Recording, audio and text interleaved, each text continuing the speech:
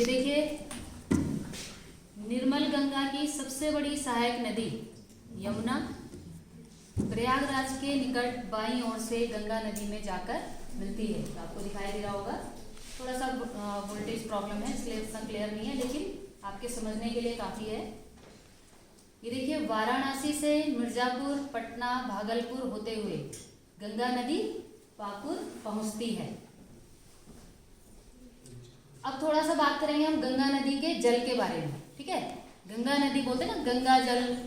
हर काम में हमें जो है, कोई भी धार्मिक कार्य होता है तो हम गंगा जल सबसे पहले हमें याद आता है ना। गंगा नदी के नाम से हमें गंगा जल सबसे पहले याद आता है। तो इसकी धार्मिक मान्यता जो है उस पर मैं बहुत ज़्यादा नहीं जाऊंगी। सब जानते हैं कि धार्मिक रूप से क्यों गंगा जल को पवित्र माना जाता है, लेकिन मैं यहाँ पे थोड़ा सा साइंटिफिक वे में जानना चाहूँगी कि गंगा नदी जल की क्या विशेषता है, ठीक है।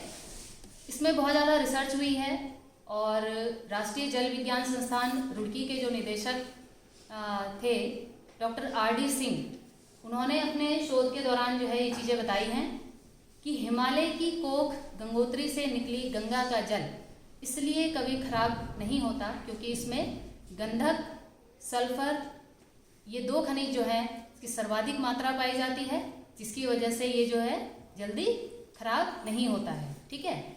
दूसरा है, राष्ट्रीय जल विज्ञान संस्थान रुड़की के निदेशक डॉक्टर R.D. सिंह ने बताया कि हरिद्वार में गौमुख गंगोत्री से आ रही गंगा के जल की गुणवत्ता पर इसलिए कोई दुष्प्रभाव नहीं पड़ता क्योंकि ये हिमालय पर्वत पर उगी हुई अनेकों जीवनदायिनी उपयोगी जड़ी बूटियों के ऊपर से स्पर्श करता हुआ आता है, ठीक है। सभी जानते हैं हिमालय क्षेत्र जो है जड़ी बूटियों के लिए परिपूर्ण है, ठीक है। जड़ी बूटियों के लिए जाना जाता है, वहां से होकर क्योंकि ये पानी आता है और एक बहुत बड़ा कारण है जिसकी वजह से ये जल कभी खराब नहीं होता। दूसरा है कि गंगा जल में बैक्टीरिया फोस नामक एक बैक्टीरिया पाया गया है। किस नाम से? बैक्टीरिया फोस नामक एक बैक्टीरिया पाया गया है जो पानी के अंदर रासायनिक क्रियाओं से उत्पन्न होने वाले अवांछनीय पदार्थों को खाता रहता है। अवांछनीय मतलब जो पदार्थ हमें नहीं चाहिए, जो हमारे लिए जरूरी नहीं है, को खाता रहता है। इससे जल की शुद्धता बनी रहती है। दूसरा, गंगा के पानी में गंधक की मात्रा प्रचुर मात्रा रहती है, इसलिए कभी खराब नहीं होता है।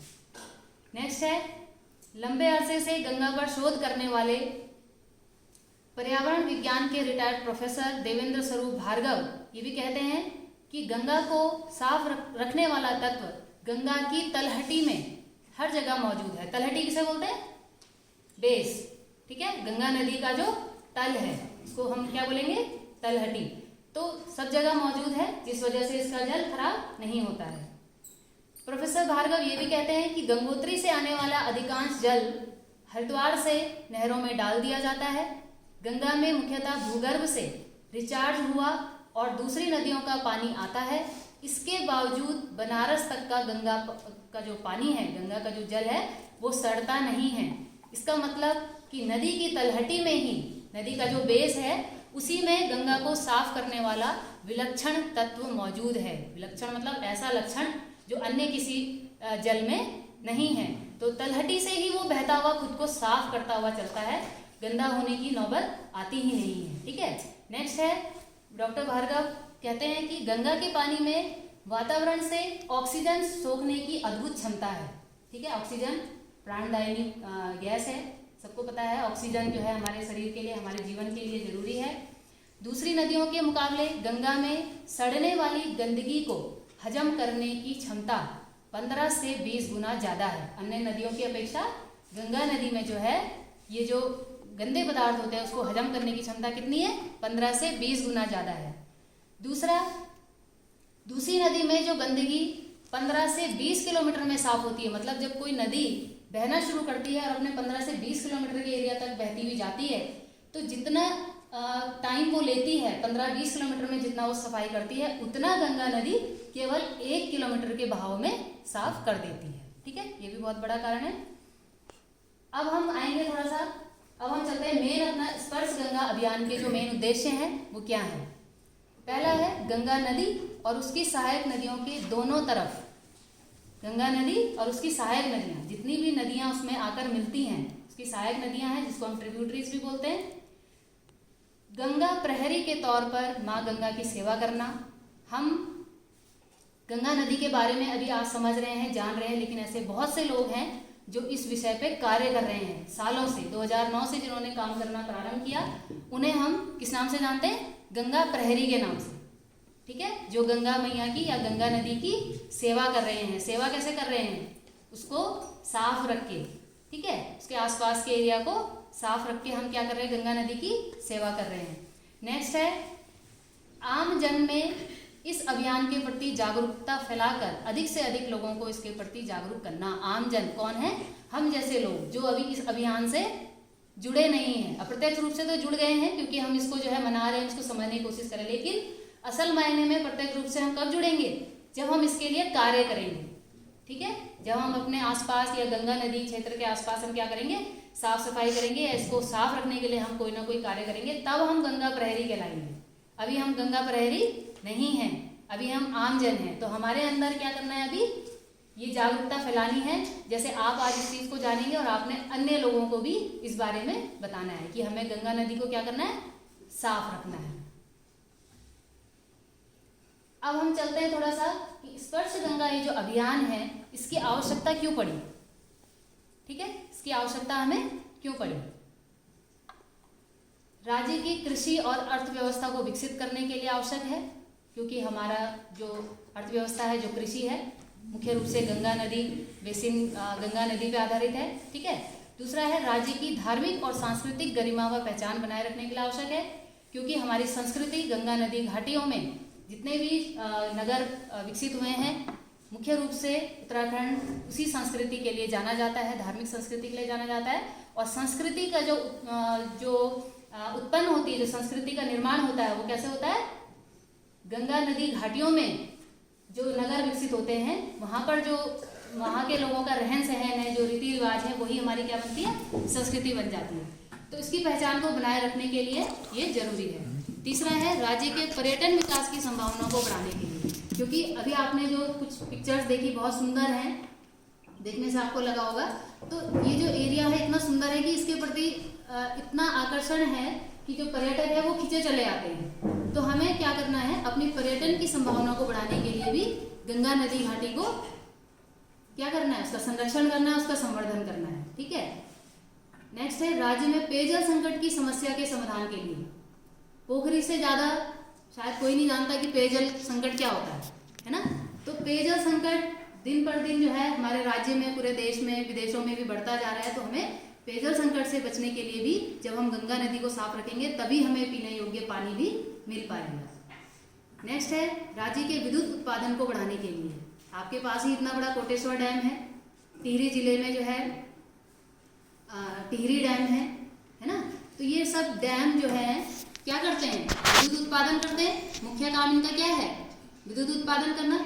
जब गंगा नदी का जल संरक्षित रहेगा, संवर्धित होता रहेगा, तभी जो है विद्युत उत्पादन भी संभव हो पाएगा।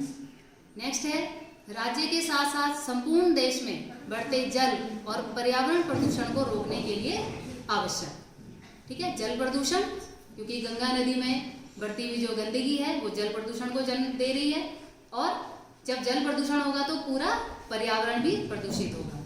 तो इसके लिए आवश्यक है कि हमें इस अभियान का हिस्सा बनना है और इसके लिए कार्य करना है। ये गंगा नदी पे गंगा मैया का एक चित्र है। आप लोगों के लिए ऐसे ही मैंने प्रेजेंटेशन के बीच में डाला था कि अच्छा लगेगा देखने के लिए। ये गंगोत्री मंदिर है जहाँ से गंगा नदी निकलती है। ये गंगोत्री मंदिर शायद सभी ने नहीं देखा होगा। गंगोत्री स्थल है, यहाँ पे गंगा माँ का मंदिर है। ये देखिए हरिद्वार में, ये देखिए कितना धार्मिक आस्था है लोगों के मन में। जो जन सैलाब जो उमड़ा हुआ आप देख रहे हैं गंगा नदी के आसपास, गंगा नदी कितनी छोटी दिखाई दे रही है लोगों के बीच में। ये देखिए गंगा के भक्त, गंगा को चाहने वाले कितने लोग यहाँ पर उपस्थित हैं। कितना सुंदर ये दृश्य है। ये देखिए विदेशों में भी गंगा की जो महत्ता है वो आप इस तस्वीर में देख पा रहे होंगे कि यहाँ पे जितने भी लोग आपको बैठे हुए दिख रहे हैं ये सारे क्या हैं? विदेशी हैं, है ना? और इनका प्रेम देखिए गंगा के प्रति। तो क्या बात है ऐसी कि ये लोग भी खिंचे चले आते हैं गंगा मैया के दर्शन के लिए। ये देखिए पर्यटन का एक हिस्सा है रिवर राफ्टिंग। बहुत रोमांचक जो है ये एक्टिविटी होती है। यहाँ पर भी जो हर साल जो है पर्यटक आते हैं और इसका हिस्सा बनते हैं। ये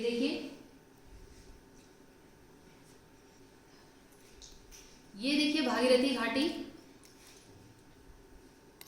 उत्तरकाशी, जहाँ जो है गंगा नदी का उद्गम स्थल है।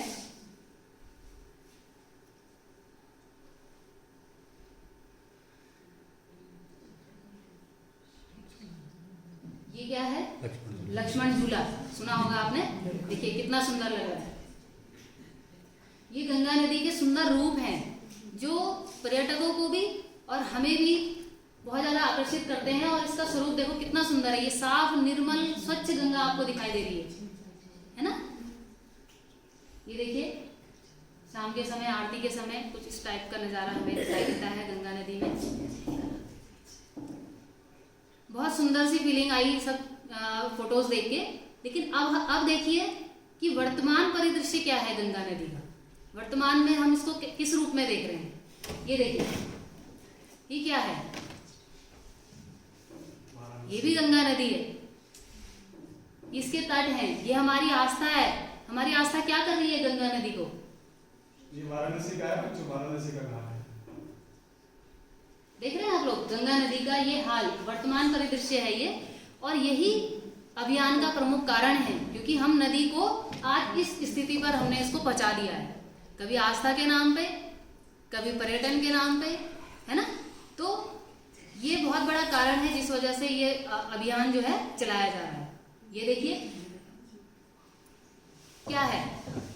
प्लास्टिक, फूलमाला, पूजा का सामान, वहीं पे नौकायन भी हो रहा है ना। जानवर भी हैं, कुछ मरे हुए जानवर भी हैं। ये सब कुछ गंगा नदी में। ये देखिए कपड़े धोने जा रहे हैं बच्चे। इस पानी के अंदर पैसे ढूंढते हैं। लोग क्या करते हैं, जब चढ़ावा चढ़ाते हैं गंगा नदी में तो पैसे भी डालते हैं, सिक्के डालते हैं। वो सिक्के ढूंढने के लिए बच्चे दिन भर गर्दन तक जो है इसके अंदर डूबे रहते हैं। ये देखिए ये क्या है? गंगा नदी में सीवरेज निकासी। क्या होता है ये? क्या होता है सीवरेज? गंदा शौचालय का जो भी गंदगी है वो सारी यहाँ जा रही है। कहाँ जा रही है? गंगा नदी में, जिसका जल सबसे पवित्र माना जाता है, जिसका जल कभी खराब नहीं होता है। तो क्या इतनी क्षमता है उस नदी के पानी की कि इसको भी सह लेगा? नहीं है ना।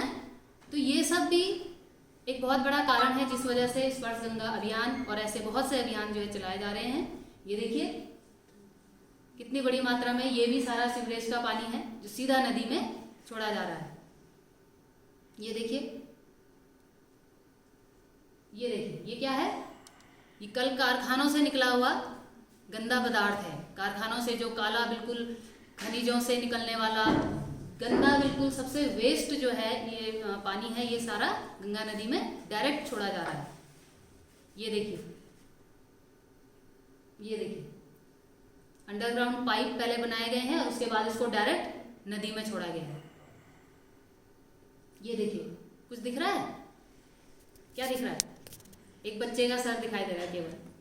तो ये बच्चा दिन भर जो है इस पानी में क्यों है?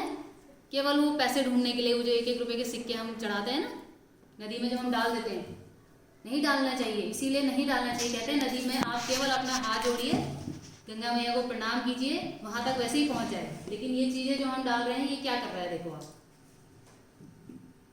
ये देखिए ये क्या है? ये पीले रंग का जो आपको पानी दिखाई दे रहा है, ये सारा रासायनिक अपशिष्ट है। रसायन, केमिकल फैक्ट्रीज में दवाई बनाने के लिए या केमिकल बनाने के लिए जो यूज होते हैं, उससे निकलने वाला है सबसे ज्यादा हानिकारक।